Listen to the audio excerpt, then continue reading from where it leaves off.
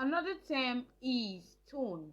Now, this is the recognized international unit of measurement that is used in export. One ton is equal to 1,000 kilogram weight of any commodity. Hence, if a foreign buyer orders for 10-ton weights of goods, he is demanding for 10,000 kilogram weight of the product in question. Now, MT means metric ton. This could be used in place of ton. They both means the same thing in export. So you need to take note of these important terms. The term FCA is also used in the RoRo, which is the roll-on/roll-off services. In the export quotation, make sure you indicate the point of departure, that is loading, after the acronym FCA. For example, FCA Hong Kong, FCA Canada, etc. Some manufacturers may use the formal terms such as the FOT, which is free on truck, and FOR, which is free on rail, in selling to export traders. FCA is the name point of departure. Free carrier is the delivery of goods on truck, rail car, or container at the specified point of departure, which is usually the seller's premises, or a named railroad station, or a named cargo terminal, or into the custody of the carrier at the seller's expense.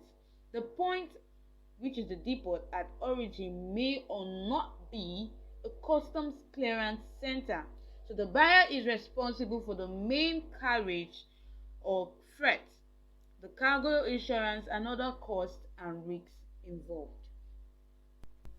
In the air shipment, technically speaking, goods placed in the custody of an air carrier is considered as delivery on board the plane.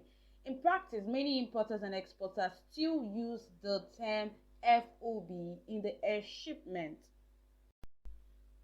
The word free alongside, also known as FAS, is a term used in international trade contracts that indicates that the seller must arrange for the goods purchased to be delivered next to a particular vessel in a particular port in order to be ready for transfer to a waiting ship.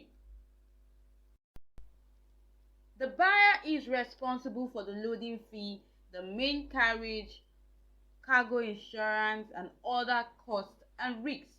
In the export quotation, make sure you indicate the port of origin, that's the loading, after the acronym FAS. For example, FAS New York, etc.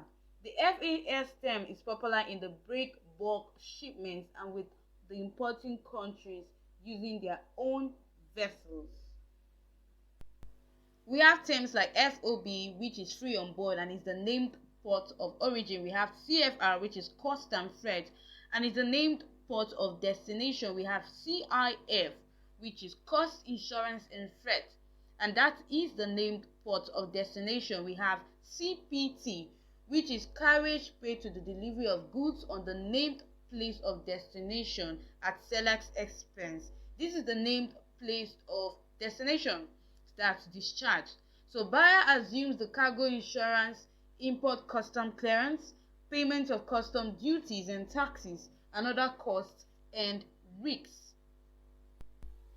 So in your export quotation, you need to indicate the point of destination, the point of discharge, after the acronym DDP. For example, if your destination is New York or Canada, you use DDP New York, DDP Canada.